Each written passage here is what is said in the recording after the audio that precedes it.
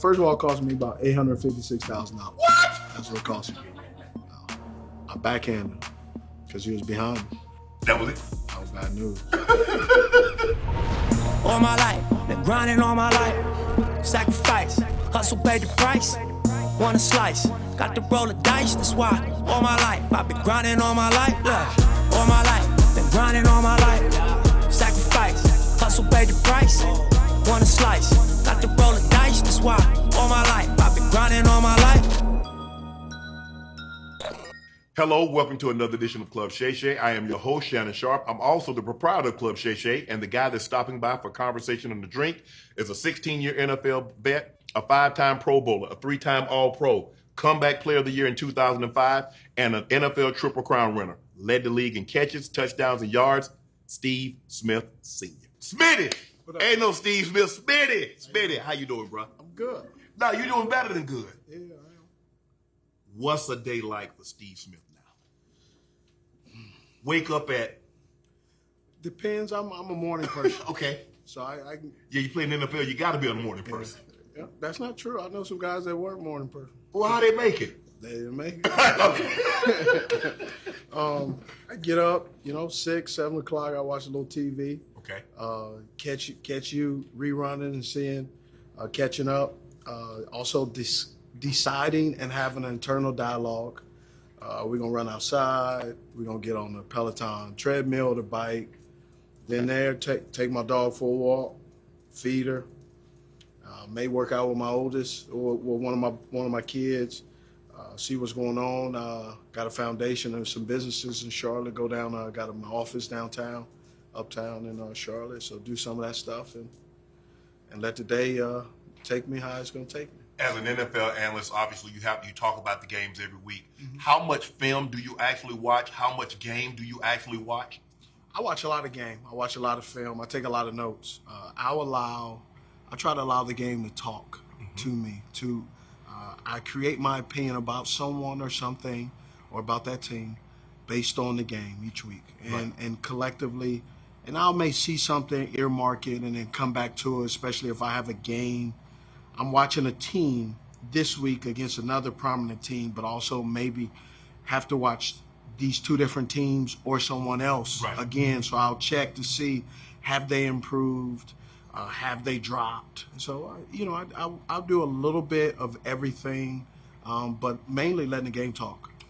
Obviously, you watch the game, but you probably have a preference towards watching the receivers because that's the position that you play.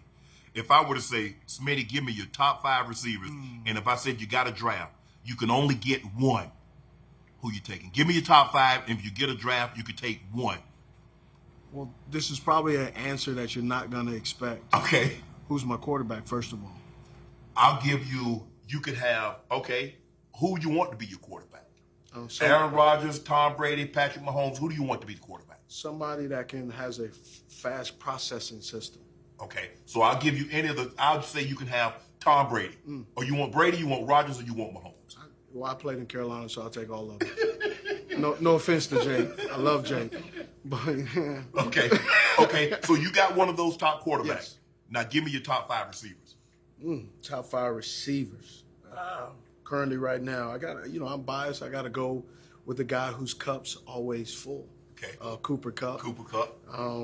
Give me DeAndre Hopkins. D-Hop. Give me OBJ. Still? Yeah. I'm surprised. Why? I'm surprised not because I know what he represents, but the injuries and injured again. Yeah. That you still believe that he's a top guy. Is this my list or your list? That's your list. I'm just saying. It's your list. I'm just saying. All right. Well, I picked OBJ, but you're making me change. So, yeah. Nah, nobody makes me change. Yeah, I'm light skinned. I'm playing the victim. Okay. So, man, I'll take any of those boys in Tampa Bay. You can't go wrong with either one of them, right? You want Evans, Godwin? Give me Godwin just because Evans is a tall guy. He gets too much credit. Okay. Right? Okay. I got a rep for the small people. Okay. And then how many is that? If you leave OBJ, that's 4. Okay, 4. Devontae Adams. Okay. I was wondering how long before you got Devontae, but the guy that I'm surprised by that you didn't pick is kind of your size is Tyreek. I like Tyreek. I'm gonna give you some choices, and you tell me who's the best wide receiver under the age of 25. You got Justin Jefferson, Jamar Chase, CeeDee Lamb, AJ Brown, Jalen Waddle, DK Metcalf, DJ Moore, Jerry Jeudy. Give me the best and give me your top. Give me your top 4 wide receivers under 25. Man, well, I don't know about DK just because you don't know the quarterback situation out there, right? And then at the same time, when they go to even when Russell Wilson was there, when they needed a big play, who'd they go to? Tyler Lockett. Then if they go to someone else if they go to the wishing well and it's not you, then guess what? You're not the guy. Oh, sorry, I'm just being honest. So. Okay. I think he walks through the door, physically gifted. Yeah. But the short guys who they go to when they need a big play. DK is Robin, Tyler's Batman. Okay. Justin Jefferson, outstanding. He has a cheat code a little bit because he has Adam Thielen out there trying to tell him everything. You have the athleticism. He's also a great kid as well. Right. A sponge. He also was a Kubiak's, Clint Kubiak / Gary Kubiak's offense. In that offense, there's one receiver that will always eat. The second receiver, you can eat 2, but you just got to know what you're doing. Yeah. Who else? I mean, I could break all these guys. Jamar Chase, love him. He has a stellar quarterback. His offensive-minded coach understands getting him the ball. They understand that he'll be a guy that plays for a long time, has speed, but also has the ability to run exceptional routes at such a young age. You like CeeDee Lamb? I like CeeDee Lamb.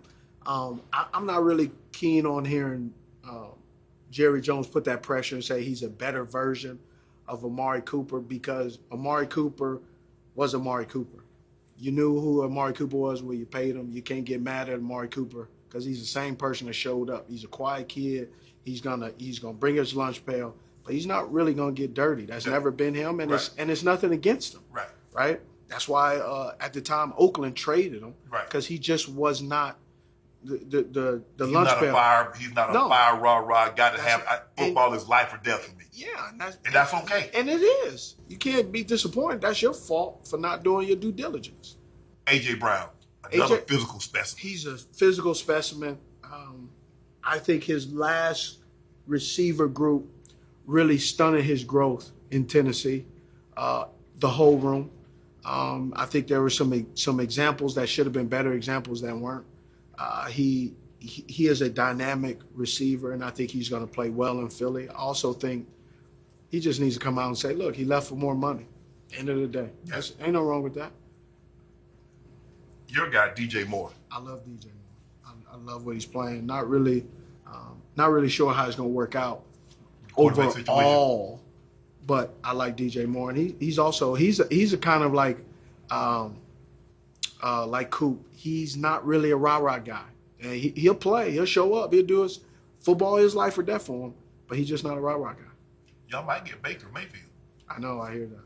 You know, I gotta just if that's my squad, whether you like it or not, you gotta ride with him, even if you gotta close your eyes. Right, I do. I've been killing Baker, man. You've been killing. I've been killing, but here's why though. Quarterbacks get too much glory for the win, and they get to blame everybody else for the loss. Yeah. You know, I guess I'm just as a wide receiver, I just go to bat for the wide receivers, right? That wide receiver, this wide receiver could be dead wrong. They can have him on camera sneaking into the house late. They can have his key card in his hotel room saying that he was not there at curfew. I'm going to say, no, he was there. He was somebody else had a car. It wasn't him. That's, you stick together. But let me ask you a question, because this is the problem that I run into. Okay. When I talk about players, if you were a good player, now obviously you coming up for the Hall of Fame. Now being in the Hall of Fame and having won, people take what I say serious. Yeah. So let's divulge into that. Okay. Right? So you know what I'm getting at. I know what you're getting at. Now, some of the young guys have said things about me saying that I'm I'm throwing shade. Right. Right? Let's break down shade. You know, shade is generally when the sun hits a well-established tree. Okay. And that tree must be established by having deep roots. Right. So as you see what I'm getting Yeah. to. A baby tree must be shaded by an oak tree. Right. Something that has substantial, good, deep roots, right? Mm-hmm. Devontae Adams, can't throw shade on him because he's a deep-rooted tree. Right. Some of these young boys need to understand they baby trees. Right. They still anchored in by rope because with bad rope, So. they can start to grow sideways. Okay. Or it can dwarf their growing. Right. So the young guys, I understand, but it's not shade. It's really understanding. We've seen and grinded out and understand how to play ball. And we also know the game has changed. It's changed in a good way. Right. Right? Anytime guys are getting paid, that's a good thing. Advancement. But we have to do our jobs, and sometimes guys believe that we have a personal vendetta. Or I had a conversation with a guy that I asked him, that I won't say, is, what do you have that I don't? What have you experienced that I have not experienced? You got a girl or a wife? I have one. Beautiful. You have children? I have children. Actually, I've grown children. Some of my children, with their ages combined, still can't rent a car in New York, in the state of New York. Some of the teams that they're on, I don't want to be on your team. Team isn't very good. Right. I don't want to be in your market. Right. And so I understand to a certain degree, but then there's a part of where some of them are a little bit sensitive. Yeah. Right? Oh, you hating. Yeah. Bro, why am I hating? I'm saying I'm critiquing what I've seen you do in the game time and time again. And also, like what Tariq Hill, what he said lately, I find it interesting. Yeah, very. Because, one, he's applied a lot of pressure on Tua. But also, when I look at his highlights, Tariq Hill is he's cheetah. He runs faster than anyone I've known at wide receiver. Mm-hmm. However, when I look at his highlights, and I'm not speaking out of hate, I'm speaking out of my own insecurities and understanding. When I haven't gotten the ball for a long time, you know how I catch the ball? Without my hands. Body catcher. Yes. Yeah, this is not a knock, but he's not a natural catcher of the ball. No. He's not a pure hands catcher. No. And you don't have to be when you have that amount of speed. Yeah, you'll be able to catch a lot of balls in your body because you're going to be so wide open. But when that speed leaves and you don't have But when his speed leaves, he's still going to be top 2, top 3 receivers in the league, Smitty. I hope so. I just know there's a lot of guys when their athleticism starts to leave them, their numbers decline dramatically. Well, I think what he's in rude awakening for, I don't think when you play with a great quarterback. He went from the penthouse to the outhouse. But he doesn't understand, Smitty. You know, a lot of these guys don't understand that. They don't understand how valuable the quarterback is. They think, I can put up these numbers. Well, the only guy that I've seen put up numbers, regardless who the quarterback is D-Hop. Yes. That's the only guy. All these other guys, you had Brady, you had Rodgers, you had Mahomes, now you got Herbert, you got Joe Burrow, and things of that nature. D-Hop can honestly say, bruh, y'all see what was throwing to me in Houston before I got Deshaun? But it's also a good system as well. So you gotta have a good system as well. You can't have negative everything and still prevail. That just doesn't happen. When you look at the money that these guys, wide receivers, are getting, I love it. I tell my mom, why you couldn't wait 5 years? You couldn't wait 10 years? I mean, bro, 25. You had me at 24. Yeah. Bro, you could have waited till you were 30. I think it's fantastic. I don't have a problem with it. I think it advances the game. If you're not advancing, then you're digressing. So I think it's good. Lamar Jackson, he's working he and his mom are their own representatives in this situation. You see what Deshaun Watson got, 230, fully guaranteed. Deshaun has never been a league's MVP. Lamar's been the league's MVP. He's been a league MVP unanimously. What do you think is going on? What is Lamar thinking? What are the Ravens thinking? I think the Ravens want to re-sign him. I think Lamar wants to be re-signed as well. I believe that there's a disconnect somewhere, somehow. My only complaint is if you are going to pay that amount of money, I think Baltimore needs to have a better offense that's a little bit more creative, that pushes the ball outside of the hashes. I don't know why. I used to think it was Greg Roman. I thought it was this.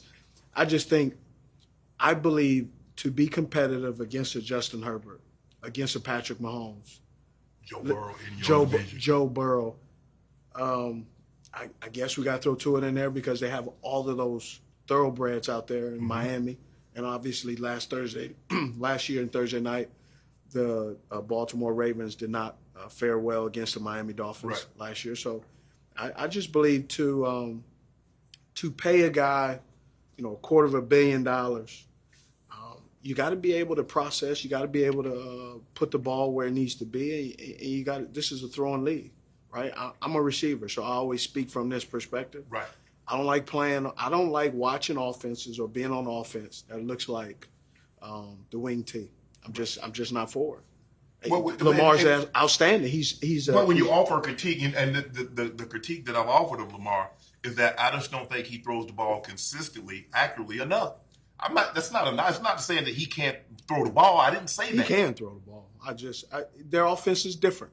But you want to put him in an offense like Rodgers? I mean, don't you have to put him in an offense that fits his skill set? I don't know. I think his skill set. I think his skill set is he's a quarterback. If he's not a quarterback, then put him at a different position. No, he's a quarterback, but all quarterbacks are not created equal. That's correct. A man, but all men that are at 6'2", 6'5", 8, 7 foot. That's correct. So what do we get here? I'm getting that. Okay, what's the idea? You're the offensive coordinator. You got Lamar Jackson. Tell me what you're gonna do. I'm gonna feed my wide receivers. I said it. You're gonna feed the wide receivers? Yes. Yeah. Bateman can play. Have you not seen him? I think he can play. Porsche, I can tell you right now, Porsche is a dynamic wide receiver. He's working on his game. I've seen him. He's a guy that, because of the draft picks, didn't play a lot last year, was a healthy scratch. Right. I've seen him make some catches in practice, in training camp. I believe he's their most well-rounded wide receiver on the squad. Okay. But he relies heavily on Andrews. Andrews is I mean, you can never go wrong with a number 89. So, I mean, what do you expect? Speaking of having played 16 years in the league, obviously you have a family, because you came in with a very different situation. If I'm not mistaken, you either was married or close to being married. Yeah, we were married. So that's very unique. So you had already established, as you mentioned earlier, roots. Mm-hmm. I got a family. Had a kid also, right? Your my oldest son. Oldest son. Yeah. So you came in already. I got a wife. I got a kid. I got responsibilities. So you're looking at things a lot differently than a lot of these guys that's coming into the league 20, 21 years of age that does not have the foundation that you had. Yeah. What if someone were to ask you that went into the 2022 draft, Steve, how were you able to stay so grounded? What made you so certain that in college, she's the right woman? She's the one that I want to build this with. Well, that's interesting because if you ask my wife, she wouldn't say that I gave her that comfort, that comfort of that I wanted to build a future with my wife. There were some mistakes and some things that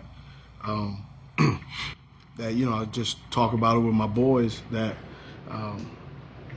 you got to be prepared and be ready to step up and do the things that you need to that a family needs.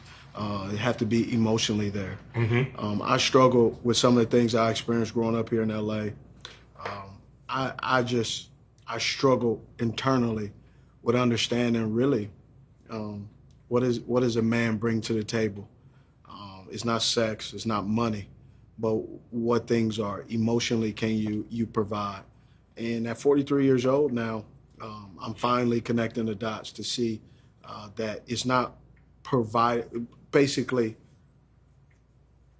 I provided financially and a roof over my family's head, but emotionally, they were bankrupt.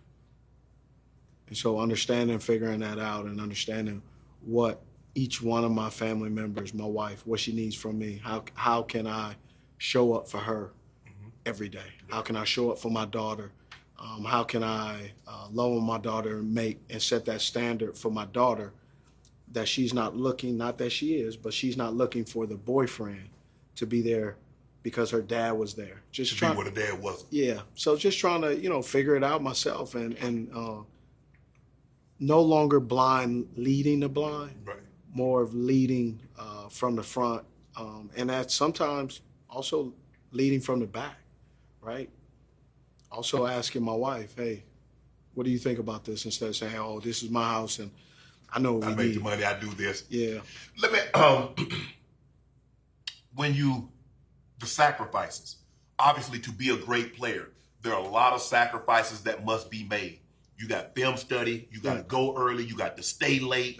You're going to miss some recitals. Yeah. You're going to miss some soccer practice. How do you juggle? Balance. How do you say, damn, I really need to be there, but I really need to be Smith. I need to be a top dog. And in order for me to be the top dog, baby, you're going to have to go to PTA by yourself tonight. Well, there are sometimes, if any other job, whether if I wasn't a football player and I was a banker, they're bank hours. Right.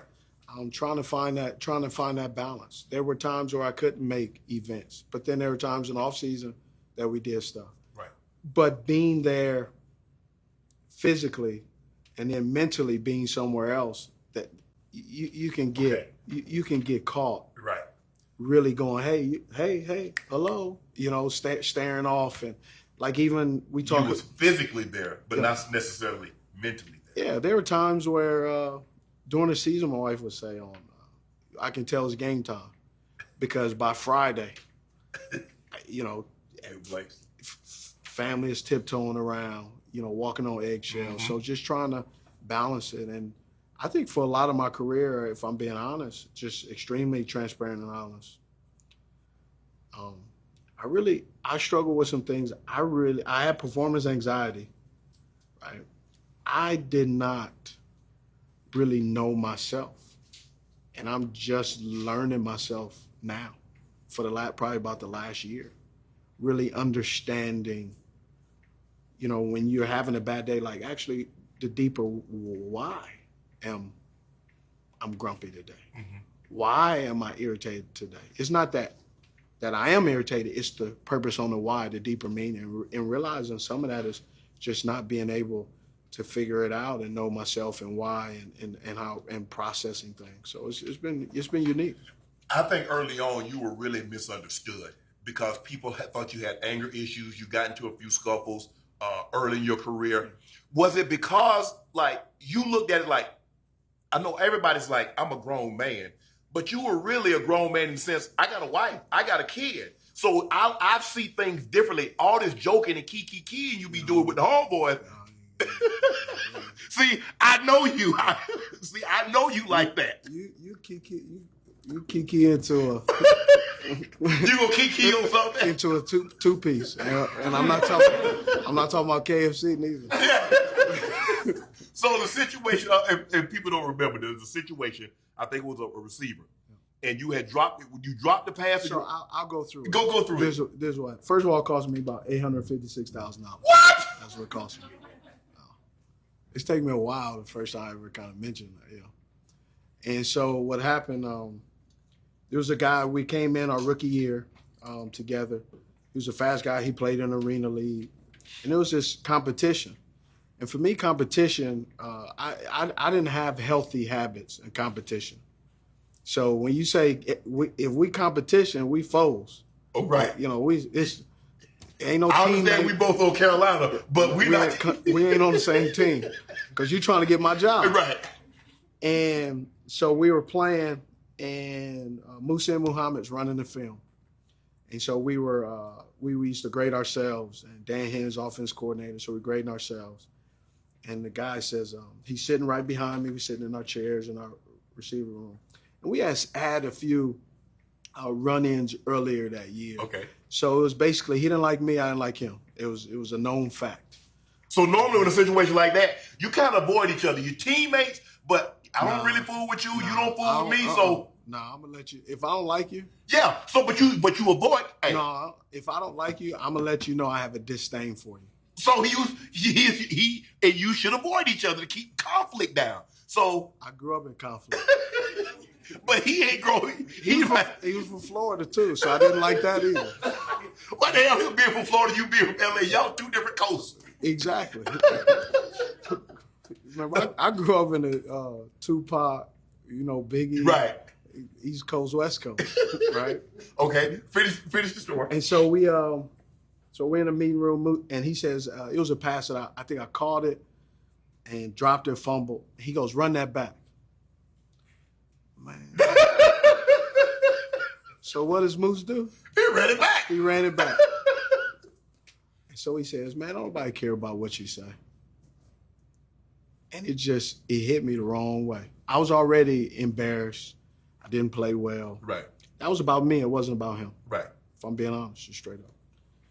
And so when he did that, and I'm not justifying, I'm not trying to make it a joke, but I responded in a very immature way. And I also responded in the way I grew up. If you don't like somebody, you don't really have respect for somebody. So I backhanded him because he was behind me. And so when I backhanded him, hit him in the face, and we turned around and he charged me. That was it? That was bad news. And so it was, so we had a fight. I mean, he swung, and we've gotten a fight, and then that was it. And then obviously, you got to spend it with 2 games? I got to spend it 2 games, and then he had to get surgery, and he pressed charges. And I turned myself in, and I was charged, and I had to do a deferred prosecution. I think it was 2 or 3 years of probation. You had to see counseling? Anger management? I was already had started counseling after that. You knew you had some issues that you needed to deal with. Yeah, but I didn't know I had issues because for me, that's how I grew up. Right. That was the norm. Right. Right. I grew up when you had a problem, you fixed it with your fist. Right. So that was the standard. People say, "Oh, that's not everybody." Everybody doesn't live the same way. Everybody is not raised the same way, and so that's how I was raised. Right. And it was an awful example to be for my children. It put stress on my wife, and then a couple of years later, about 4 or 5 years later, me and the DB got into it, Ken Lucas, and I was pressed on that. I was pressed on that because I had found out my wife was having some health issues, scares. My mom was, the night before, she was in a bad place where she was diagnosed with type 2 diabetes, financially where she was. And I had that call in training camp. And so we had an altercation, and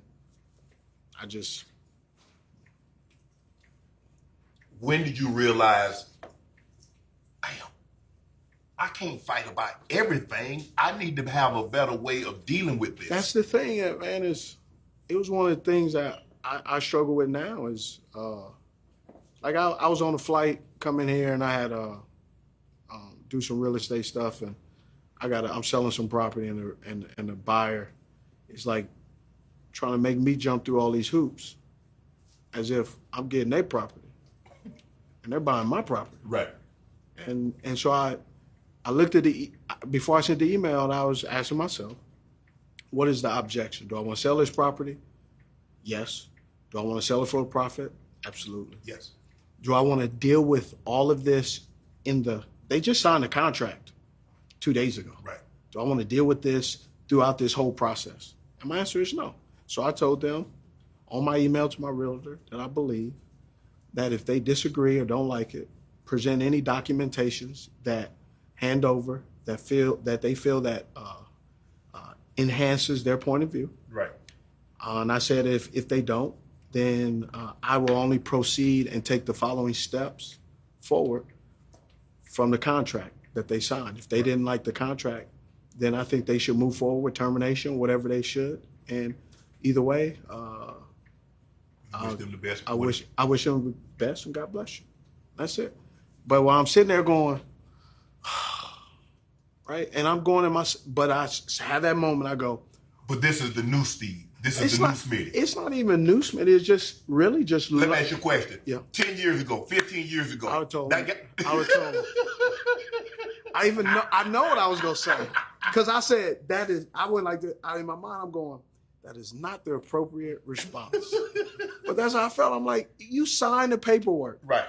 This is the listing price. Right. Now you're coming back a day and a half later or 2 days later after you agreed to the listing price. I had it listed here.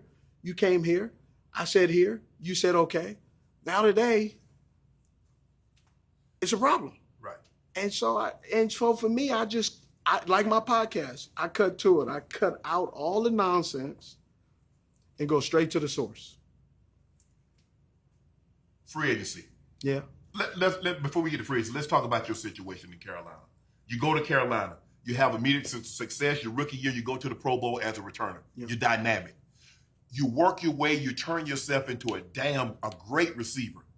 I believe the best. Well, because you played, 2 years with Moose? Or you played 3 years with Moose? How many years you played with Moose? 3 years. 3 years with Moose. 3 or 4 years. Okay. And then he went to Chicago and then came back. Yeah, that's big bro. You turned yourself into a dynamic receiver because at the beginning, you come in, get a couple catches here and there, but you were a punt returner, kick returner. You turn yourself into a great receiver. And so you're going back and you're like, well, damn. Do you look back and says, I wish I could have done this different. I should have done that different. I mean, my only regret is handling myself differently, towards my teammates. Just the teammates or your opponents too? Just my teammates. Because you got into it with everybody, Spinny. I mean, some guys were looking for it too, though. And you looking to give it to them. What you mean they were looking for it? Absolutely. They found it. Yeah. Whatever they were looking for, they found it in you. Yeah. Sometimes you got to try people. Let me ask you a question. Did you ever go into the game and say, you know what? I don't really like him. If he say anything in the slightest, I'm gonna tee off on it. No, so that's the interesting part. So I actually had a sports psychologist. Right. I had a psychologist, and then I had a sports psychologist. The sports psychologist was a golf guy, actually. Right. So he really started to teach me how to make lifetime goals, short-term goals, daily goals, right? Just to look at sports without the emotion. Okay. Right. It's a very emotional game, though. It is, and he was good on that, right? He was really good on that. Some of the other stuff he was giving me, it wasn't applicable at that time. I couldn't do it, right? There were some things that just emotionally I was not able to do, right? And so I would go in the game, and a lot of times when you see me, I would be talking. I wouldn't be talking to the player I was going against. If I caught a ball and I spent it, and I would say, this coordinator thinks he can cover me today. I was talking to myself. Right. Now, I said it out loud. And then in turn, they think you're talking to them. But it was not about them. A lot of times that I really played because I was trying to get out of back home. I was trying not to come back to 126 in Avalon, right? I knew we struggled. It was tough. My mom, she worked her butt off. My dad worked their butt off. They taught me about hard work. But I also knew that growing up in the inner city, there were things that we experienced. Growing up poor, you don't get the same opportunities, right? But being a person that's poor, all right, I don't want to say just black, but being a person of poor, you have to do more, and yet you don't have the same opportunities. You got to present yourself in a better light just to maybe get an interview to not get the job. Right. So for me, I put all my eggs in football. Right. Right. And it was tough. Right. I had to go to community college. Right. Santa Monica Junior College. Yep. Ocho Cinco, Chad Johnson was your teammate. Yep. Was he like this in college? Was he like he is, like what we saw at Cincinnati, what we see now? Was he like that then? Yeah, he was always entertaining. Yes. So did you guys like, nah, hey, throw me the ball. Nah, throw me the ball. Did you guys? Nah, it was Demetrius Posey. He went to Venice High School. He was a better receiver. There's a guy, Anthony Cephas, went to Fairfax. He played with Oz Akeem. Mm-hmm. He was a better receiver. He had tore his knee. There was a guy, this is where it's fun is, there was a guy named Eugene Sykes, but we all called him Skeeter. Right. right? There were so many players that I felt at that time in college that I was just a young guy. I was just finding my way. I was just trying to figure things out. So I actually got to the University of Utah because they were watching Demetrius. And Demetrius was going there, and I went to Utah really just to follow my big brother. Right. And he never made it. He ended up falling asleep from driving from Diego back up to here for spring break and fell asleep at the wheel and died. Wow. But that was the reason that I went to Utah, is to play with Demetrius. And so that's how it happened. A lot of my life of the prosperity that I've had has really been by accident. Right. Do you believe tough time make tough men? I was reading a story and it was on IG, and the guy was explaining. He says, my grandfather walked 10 miles. He said, my dad drove a Buick. I drive a Cadillac. My son drive a Mercedes. He says in 50 years, we're going to be right back where we came from. He said, tough times make tough men. Easy times make weak men. I just think it's the perspective. I was reading. I read something. I remind myself. I used to remind myself is decreased more and more just because of the confidence I have internally. That for a long time, I read this and it said that you are special. No one is like you. You're unique. Did you always believe that? No. You are loved. Did you believe that? Nope. You're competent. You're lovable. And it took me a long time, probably the last 3 years, that I really started to really believe that. But it took me this time, the pandemic and all that stuff, to really sit down and really examine what's the problem. And the problem for me is, I was emotionally just numb. Were your parents, I love you, Steve, did they hug you? Did they tell you how much they loved you? Did you guys sit down? They did the best they could. There are times when I walk down the hallway after my wife is reading my boys, my youngest, a book, and I go in there and I kiss him. The father's walking down the hallway, but the son is a little broken. Right. You miss that. You try to give your kids everything that you didn't get, emotionally, physically, psychologically, obviously monetarily. But now, more just understanding the emotional phileo love, agape love, understanding that development at such a young age builds so much in them. And knowing that, and my parents didn't model it because they didn't know. Right. And so it's taking me this Roof much time. over your head and food in your belly, man, I love you. Roof over your head, yes. That was the love. I don't know. The belly was, that was up, man. And not because they didn't, just trying to make it. I think when you played, and I covered your career, I was in the league. Shortly after you got to the league, I retired. But I remember covering you in the league, and I said, he plays angry. Yeah. He like, give me the ball, I'm going to run over you, I'm going to run through you. If I got to run around you, I will. But you know what? I really prefer to run through you because I'm trying to show you something that come third, fourth quarter, you ain't going to want to see me. Did you play angry? Was that intentional? Growing up on 126 at 9 o'clock in the morning, my grandpa used to tell me, if you want to play this game, these are the men you need to play like. Don Beebe was very familiar with Ronnie Lott. Jack Tatum was very familiar with people. Eric Turner, DT, Steve Atwater, right? Greg Newsome. I mean, there are so many. Greg Townsend. Howie Long. Man, Town was so dirty, man. But my point is, I watch old school football. He was old. And so watching old school football, that's how I was raised. Right. And I know I'm not killing it in the height department. So I had to, because, in high school, they say, there's always someone better. Under my breath, I always say, you're not going to get a chance. So for me, I played the game in the way that I watched the era of the game. Then obviously watching wide receivers, but I watched the game and played the game. We used to play sideline pop in the street.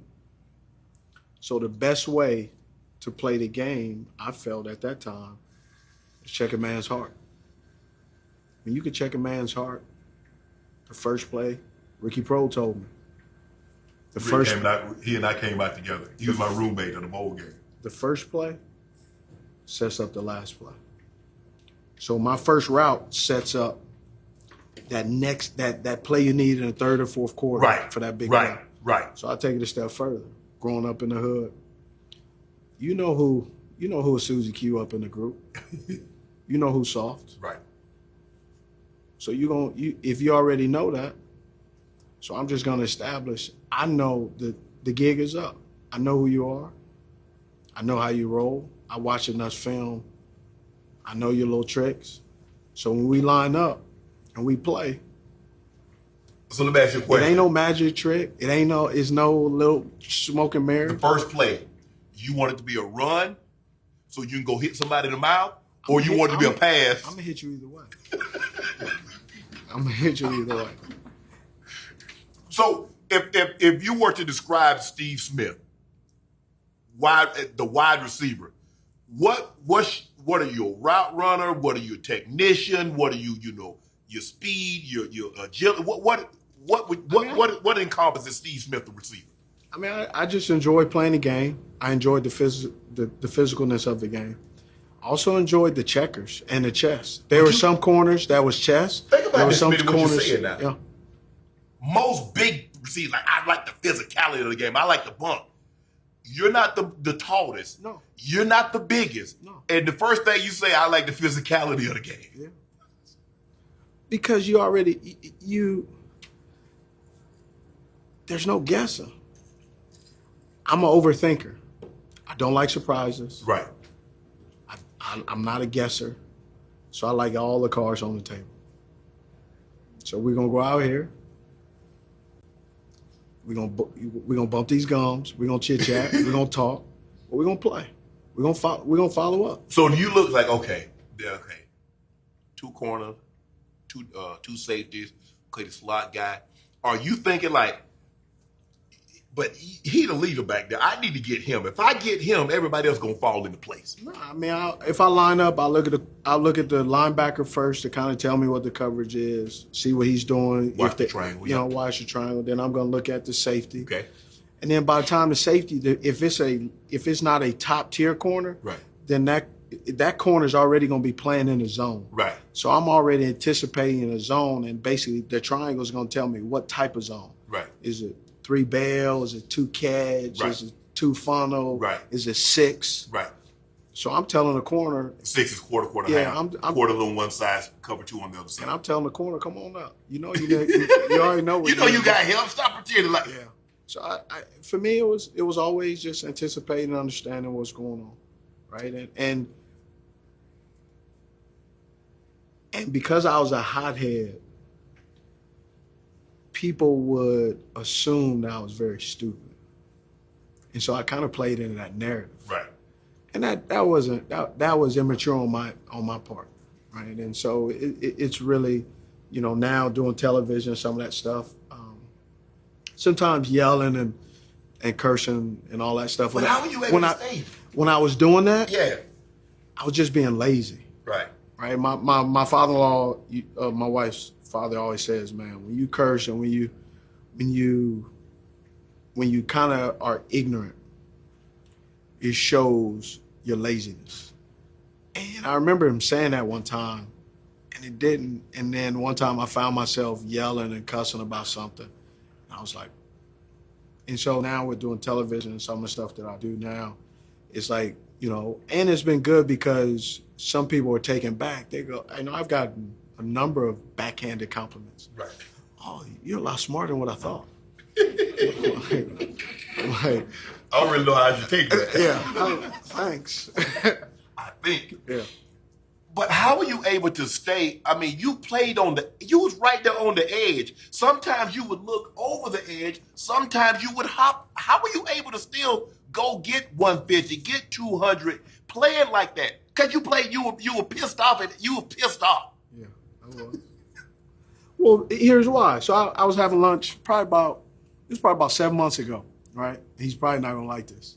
But Mark Richardson. Okay. Big Cat, Jerry Richards' son, used to be a president. We were all having dinners. A few buddies of mine, he came up from Charleston. So we having dinner, and he had said, yo, Smitty, man, I remember when we drafted you as a punt returner. I said, see, that's your problem. He goes, what? He says, oh, see, there you go with that chip again. I said, no, it's not a chip. Think about it. I was told that I was too small. But if you go in my draft class, the New York Jets drafted another wide receiver who was the same height as me, but he went to the University of Miami. His name was Santana Moss. Right. So hire Santana Moss, the same height as me, but he's not too small. And I'm not mad at Santana. Right.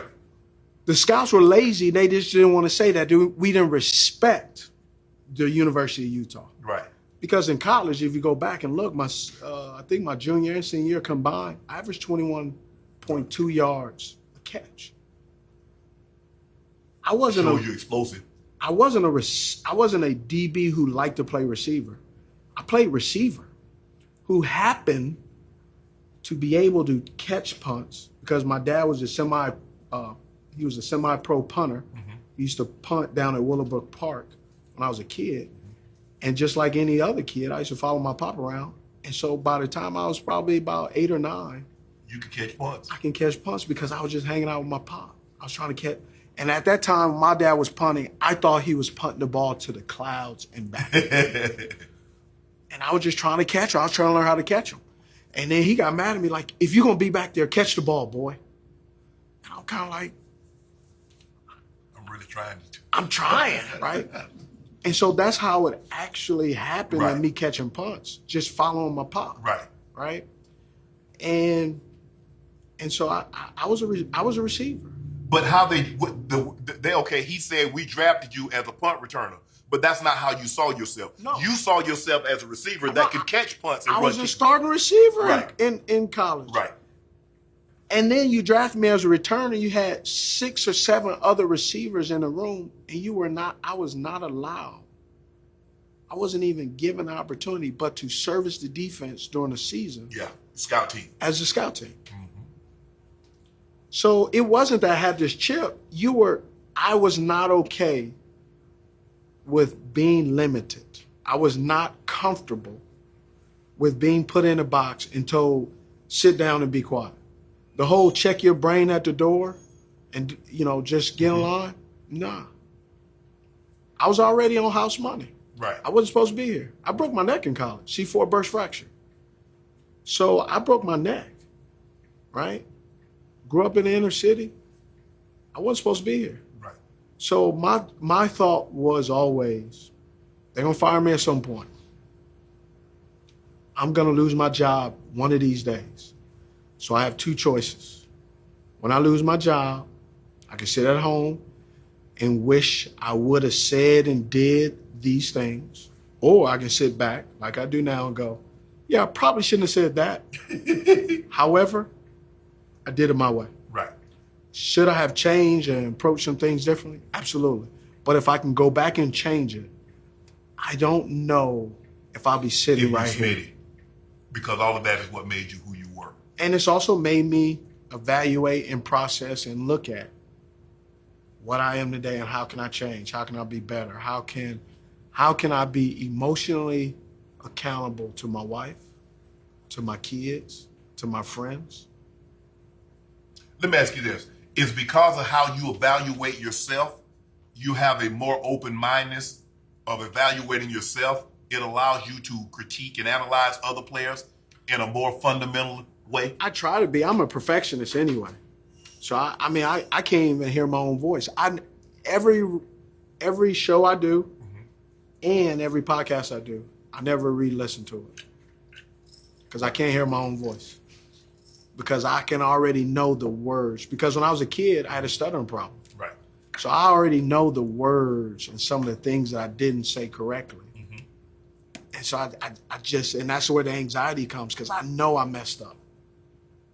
But see, I ran into that same problem when I first got on the air at CBS, and they sent me to all these these people that speak grammatically correct, yeah, phonetically correct. Yeah.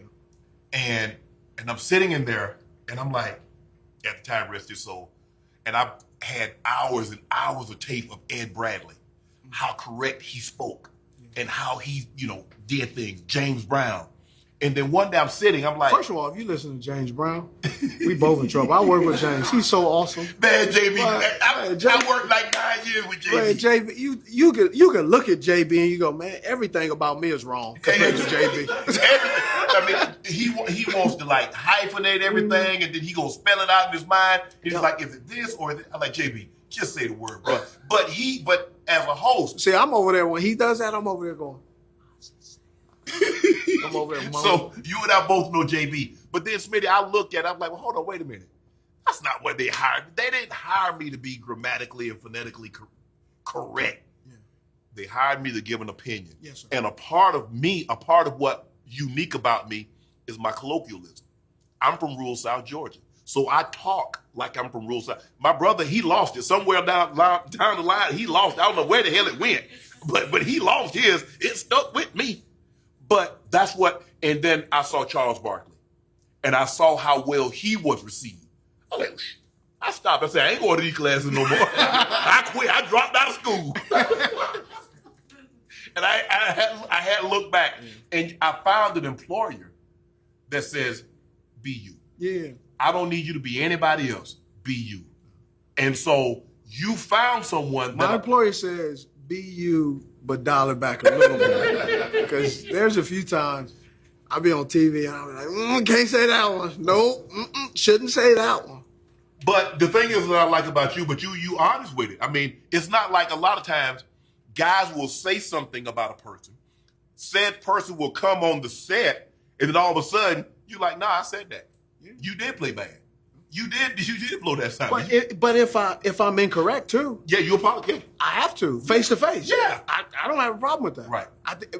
The reason I don't have a problem with it is because if you're man enough to say it, man enough to apologize if you're wrong. Yes, and I stand by that, and that's just kind of how I am, and I try to own all my mistakes. Right. Who reminds Steve Smith? Receiver playing today's game? None of them? No. You know why? Because I look at you, you were like a big T.O. to me. I mean, you were a smaller version of T.O. Well, here's why I say no one. Why? When you go in the Hall of Fame, you go in with your own name, your own jersey, your own team. Yes. Our parents didn't name us the same. Right. You want your name to be in there. Right. I idolize Jerry Rice. Yeah. Your brother Sterling Sharpe. But I don't want to be the next Sterling Sharpe because that's not my name. That's not the person I am. There were things that Sterling did that I tried to emulate, I just couldn't do. Right. There were things that Jerry did, I just couldn't do. Or I tried, or maybe I plagiarized. I stole a little bit, I saw something. But I love the players that are today that they are who they are. But doesn't it, because you're on the NFL Network and you guys do the draft? I don't like when they do that because they say he reminds me of Steve. Here's why. Well, I still have, when I tore my Achilles, my agent, who was my agent my whole duration of my career, of my football career, to really help me get past it, because I had a double rupture of my Achilles, and tore off the bone and in the middle. Right. He goes, I'm going to send you your draft write-up coming out of draft. And I read it, and it charged me up. Because when I look at my draft stuff that came out, I was a 5th to 7th round draft pick. So now that I'm a finished product, y'all know the next. But when I was here, y'all didn't admire me and say that I was a pretty darn good player. So now that I'm done, now all of a sudden I'm the guy. Nah, man, don't do that. You feel you didn't get the appreciation? Oh, I mean, because we're on social media, I get told all the time I was nothing but a slot receiver. I wish I knew that because I didn't play in the slot as much as I could have. Right. You outside the numbers guy. I was outside the numbers. stationary stand. I wasn't even a Z. I was Right. an X. I wasn't even allowed to go in motion. You know, so I just like allowing the players who they are to be themselves. Let those guys be the standard. Don't say he's the next Steve Smith. Let him be Sky Moore. Right. Let him be Tariq Hill. There's things about Tariq Hill I can never do. Let Cheetah be Cheetah. Let him own his name. Don't thrust me onto that because heck, I'm just getting familiar with my own. You played the lion's share of your career with Carolina. It did not end the way you wanted it to end. Why Actually, it did. You wanted to leave Carolina? Yeah, I did. Why? Because it was time. I'm a very curious person. I was always interested in wondering what is it like To be somewhere else. to be somewhere else. And so Had you gotten comfortable in Carolina? No, I wasn't comfortable. We was losing. No, I wasn't comfortable. No, but I'm saying you knew the system. You knew everybody. You knew the coaches. You knew everybody. You knew. Hey, I was ready to go. I had asked for. Bro, you had just got Cam. I know. I had asked for a release. You had just got Cam. That was the best quarterback that you was going. You are correct. He was the best quarterback I ever played with. And you wanted to leave that. Because it was our record that was the issue.